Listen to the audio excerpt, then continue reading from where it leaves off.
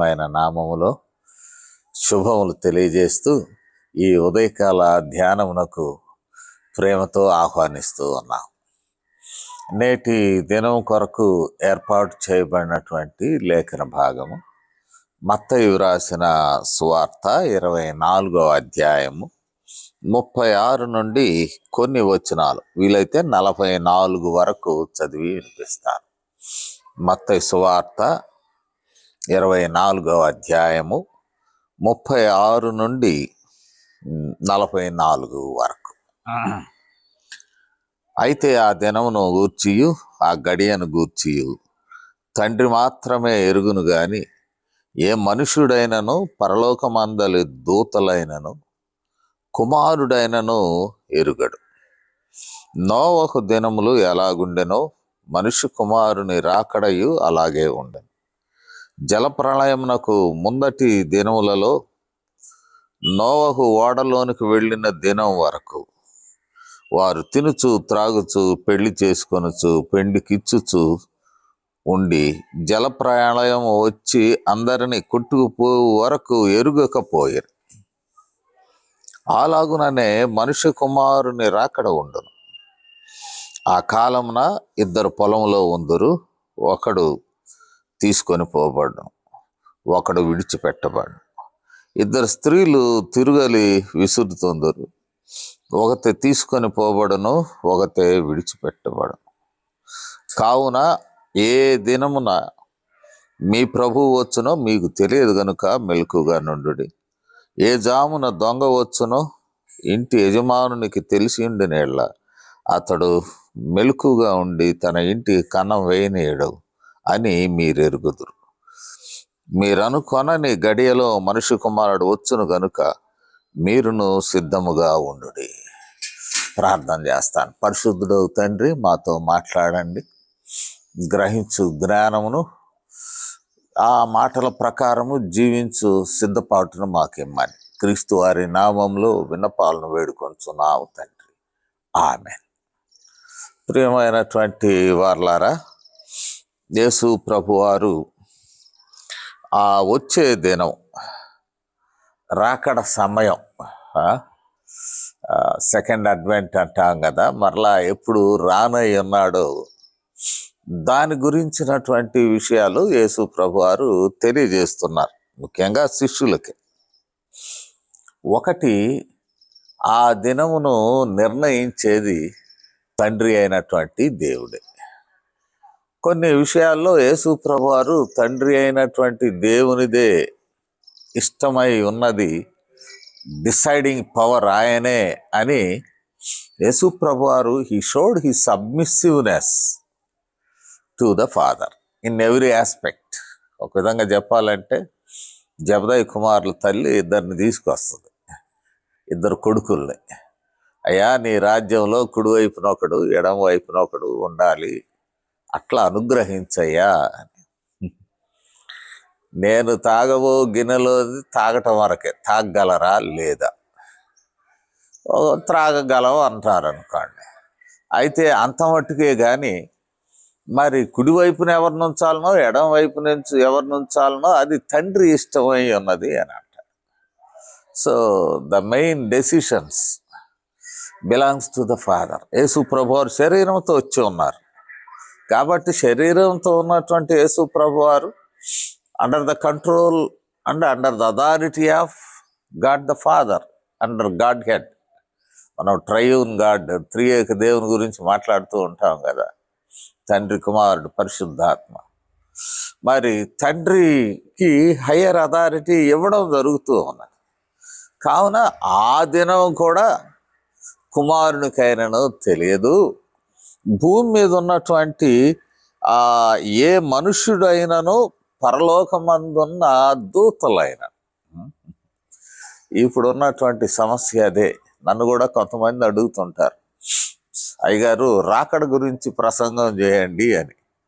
ఆ రాకడ సమయమే ఎవరికి తెలియదు అంటున్నాడు యేసు ప్రభువారు. But our role is to prepare human beings, to be prepared, to be watchful. సిద్ధంగా ఉండడం అనేదే నేర్పించగలం. అంతకు మించి ఆ, ప్రసంగికులు కూడా రాకడ గురించి వస్తున్నాడు, ఎప్పుడు వస్తున్నాడు, ఇది మన యొక్క పరిధిలో లేక జ్ఞానంలో లేని విషయం అని యేసు ప్రభు వారి మాటలను బట్టి తెలుస్తుంది. ఆఖరికి కుమారుడికి కూడా తెలియదు, పరలోకం ఉన్న దూతలకు తెలియదు, ఇక్కడున్న మనుషులకి తెలియదు, కుమారునికి తెలియదు. అంటే it says about the suddenness of his advent. అది ఎప్పుడు వస్తుందో సడన్గా వస్తుంది అనేటువంటి మాట చెప్పడం. అందు నిమిత్తము మరి కొన్ని ఉదాహరణలు ఇవ్వడం జరిగినది. నోవహు దినములు, నోవహునే అప్పటి ప్రజలను హెచ్చరించుటకు దేవుడు మరి పురికొల్పాడు. నీ సమకాలీన ప్రజలను నీవు హెచ్చరించయ్యా, వారి యొక్క వికెడ్నెస్, వారి యొక్క దుష్టత్వం నాకు ఇష్టం లేదు, ఆ దుష్టత్వములో వారు నశిస్తారేమో, మరి వారిని హెచ్చరించు అని చెప్పాడు. హెచ్చరించిన దినం నుండి నోవహు మరి ఆ ఓడలో ప్రవేశించిన దినం వరకు వారికి టైం ఇవ్వబడినది. అదే చెప్పడం మనకు చూస్తున్నాం. జలప్రళయమునకు ముందటి దినములలో, అంటే ఎప్పుడైతే వార్నింగ్ ఇచ్చిన దినములలో నోవహు ఓడలోనికి వెళ్ళిన దినం వరకు వారిలో ఏం మార్పు లేదు, సిద్ధపాటు లేదు. తినుచు త్రాగుచు పెళ్ళిళ్ళు చేసుకొచ్చు పెళ్ళికిచ్చుచు వారు ఉన్నారు. కాబట్టి జలప్రళయం రానే వచ్చింది. నోవహు ఆయన కుటుంబంతో ఓడలోనికి వెళ్ళాడు, సురక్షితమైనాడు. కానీ ఎవరైతే ప్రిపేర్డ్నెస్, అసలు they could not receive the warning word of God, ఒక హెచ్చరిక చేసే దేవుని మాటను వాళ్ళు తీసుకోలేదు. ఇక్కడ దేవుని యొక్క ఉద్దేశం ఏంటంటే వారిని నశింప చేయాలని కాదు, రక్షణలోనికి నడిపించాలని. అందుకనే హెచ్చరికలు చేస్తూ ఉన్నారు. అంటే మనం ఇంట్లో కూర్చున్నా ఒక్కసారి వస్తాడు దేవుడు, ఏడున్నటువంటి నా శత్రువులు వాడు వీడు మొత్తం తుడుచుకొని పోతారు అనేది కాదు ఇంటెన్షన్. ఎవరు నశించడం ఆయనకి ఇష్టం లేదు. కావుననే ఆయన వచ్చే దినం వాయిదా వేసుకుంటున్నాడేమో మనకు తెలియదు. Only thing is the given duty to every believer or evangelist or pastor or someone else. ఎవరైనప్పటికీ ఇవ్వబడినటువంటి విధి ఏమిటంటే టు అలర్ట్ పీపుల్, మనుషులను సిద్ధం చేయడం, టు పాస్ వార్నింగ్స్. వస్తాడయ్యా, ఆయన చెప్పి వెళ్ళాడు, వస్తానన్నాడు. కాబట్టి మీరు రక్షణ పొందండి. అదేం పెద్ద ఆపరేషన్ థియేటర్లోకి తీసుకెళ్లే వాడిని సిద్ధం చేసినట్లు కాదు. సావధానంగా, అది ఒక సంతోషకరమైన యాక్ట్. అది అంటే యేసుక్రీస్తు వారి రక్షణను పొందుకోవడం అది ఒక happy joyful occasion, both on earth and heaven. పరలోకంలో కూడా రక్షింపబడి ఒక పాపి విషయమై మిక్కిలి ఆనందం కలుగుతూ ఉన్నది. సో ఈ జాయ్ఫుల్ ఎక్స్పీరియన్స్కు మనుషులను మీరు ఆహ్వానించమంటే వాళ్ళని గందరగోళం చేసి చెమటలు పట్టించి భయపడే రీతికి చెప్పడం కాదు. So the messengers also they need to understand. ఎవరైతే యేసు ప్రభు వారిని అంగీకరించుకున్నారో ఆయన ఇచ్చు ఆ రక్తములో కడగబట్టకు, విమోచింపబట్టకు ఆయన ఇచ్చిన భాగ్యాన్ని ఏ రీతిగా వారు పొందుకోవాలో ఇది చక్కని భాషలో, చక్కని తలంపులతో, వాస్తవ తలంపులతో, మభ్యపెట్టడం కాదు సుమా. ఇవి వాస్తవ తలంపులు. వాస్తవ తలంపులు ఏంటంటే దీని పేరే సువార్త, మంచి వార్త. To experience salvation or redemption is a joyful act, ఒక ఆనందకరమైనటువంటి విషయం. దీన్ని మీరు ప్రజల్లోనికి తీసుకెళ్ళండి, ఆయన వస్తాడు. నోవహు దినాల్లో మరి నోవహు చేత చెప్పించాడు. కానీ వారు నిర్లక్ష్యం వహించారు కాబట్టి వారు నశించారు. ఇప్పుడున్న విషయం ఏంటంటే లక్ష్య పెట్టమని ఇప్పుడు ఉన్నటువంటి భావం. ఈ సడన్నెస్ను కొన్ని ఎగ్జాంపుల్స్ ఇక్కడ చెప్పడం మనం చూస్తాం. ఆ పొలంలో పని చేయుచున్నవారు, ఇప్పుడు అర్బన్ కమ్యూనిటీస్ వాళ్ళకు పొలంలో పనిచేయడం పెద్దగా తెలిసి ఉండకపోవచ్చు, లేక ప్రపంచమంతా అడ్వాన్స్డ్ కంట్రీస్లో పొలంలో పనిచేసే మిషన్స్ యంత్రములతో చేయించుకుంటారు. ఒక్కడే కూర్చొని దాన్ని దున్నేస్తాడు, ఒక్కడే ఆ మెషిన్తో విత్తనం ఎదబెడతాడు. అన్ని మెషిన్స్ ఆర్ డూయింగ్ నౌ. కానీ యేసు ప్రభు వారి కాంటెంపరీ సొసైటీ, ఈవెన్ మన యొక్క రిమోట్ విలేజెస్లో జరుగుతున్న వ్యవసాయంలో కూలీ ప్రజలు వెళ్తారు. అంటే దే రిసీవ్ డైలీ వేజెస్. వారు వెళ్ళి పనిచేస్తూ ఉన్నప్పుడు మరి వారు గుట్టగా లేక ఇద్దరుగా పనులు చేస్తూ ఉన్నప్పుడు ఇద్దరు స్నేహిస్తూ ఉంటారు, మాట్లాడుతూ ఉంటారు, కలిసి కష్టపడుతూ ఉంటారు. కానీ ఆ ప్రభువు రాకడ వచ్చినప్పుడు ఒకరు తీసుకొని పోబడతారు, ఒకరు విడిచిపెట్టబడతారు అని అంటాడు. ఏమిటి అంటే ఆ సడన్ అడ్వెంట్ జరిగినప్పుడు లేక రాకడ కలిగినప్పుడు నీకు తెలియదు, నీ పక్కవాడు క్వాలిఫై అయి ఉన్నాడేమో, నీ పక్కనున్నవాడు అర్హత పొంది ఉండి ఉండవచ్చును, నీకు తెలియదు. మీరు మామూలుగా ముచ్చట్లాడుకుంటూ ఒకే వేతనానికి పొలంలో పనిచేస్తున్నారు, ఒకేలాంటి శ్రమ, హృదయ స్థితి వేరుగా ఉంటుంది. అందులో ఒకరు సిద్ధపడి ఉన్నారంటే ప్రత్యేకింపబడుతూ ఉన్నాడు, కొనుక్కోబడుతున్నాడు.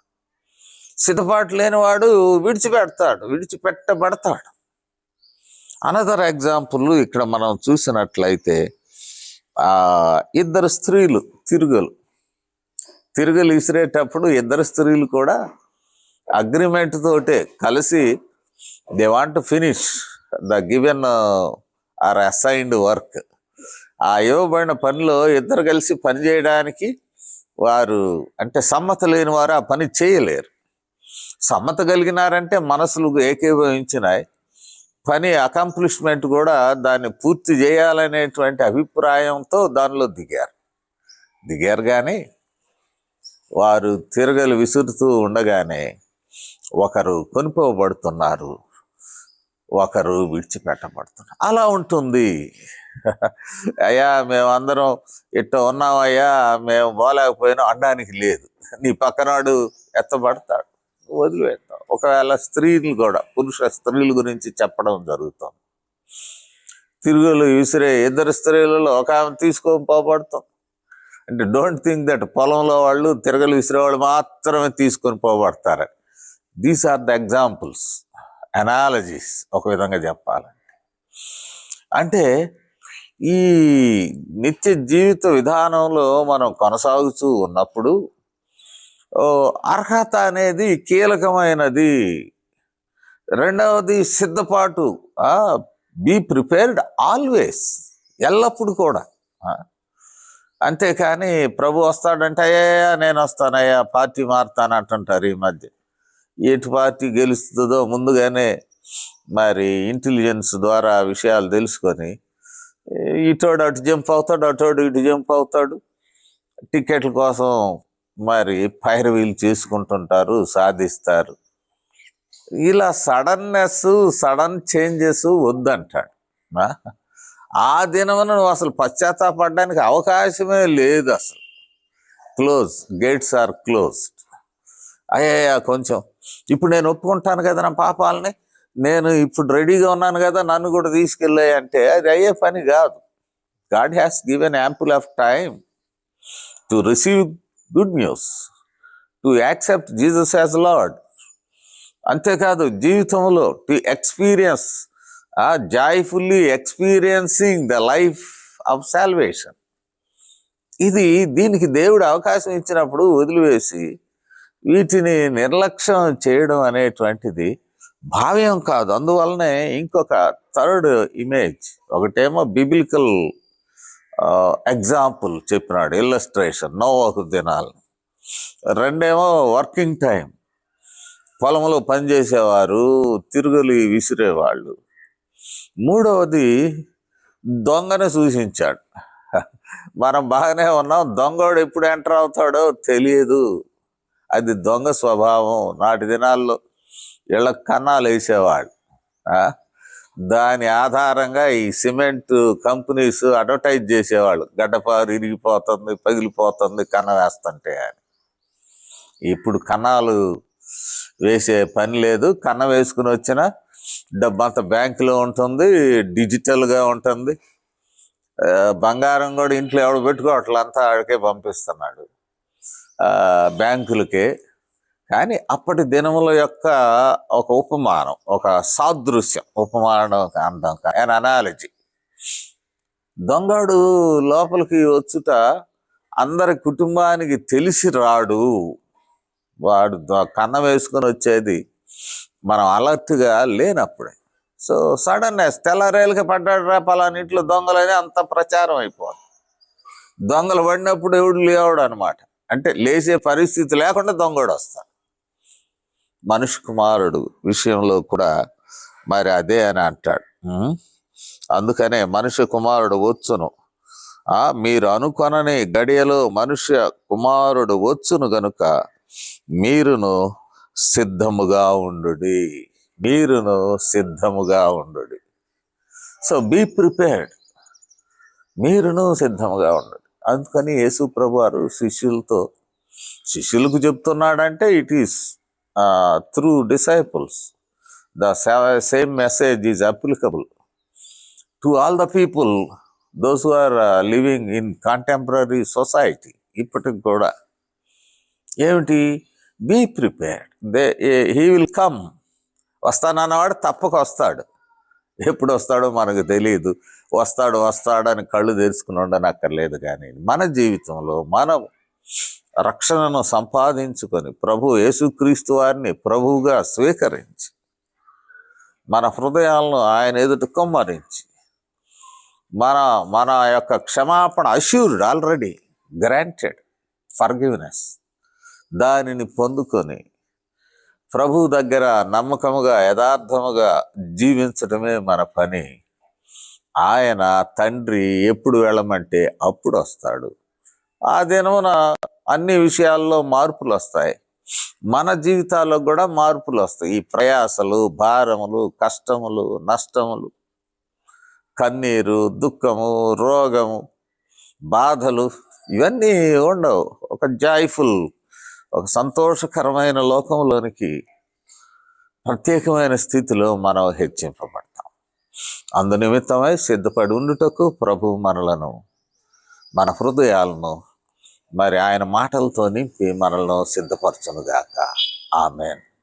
ప్రార్థన చేస్తాను. ప్రభువు యేసు మాతో మాట్లాడుచున్నందుకు వందనాలు. మేము వినిన మాటలు మా జీవితంలో నాయన ఎంతో ప్రయోజనకరమైనవి, అవసరమైనవి మా తండ్రి. వాటిని మేము స్వీకరించి మేము సిద్ధపడి ఉండుట కృప చూపమని మీకు మహిమను ఆరోపిస్తూ ఈ విన్నపాలను మా ప్రభువును, మీ ప్రియ కుమారుడునైన యేసుక్రీస్తు వారి శ్రేష్టమైన నామములో వేడుకొంచున్నాం తండ్రి.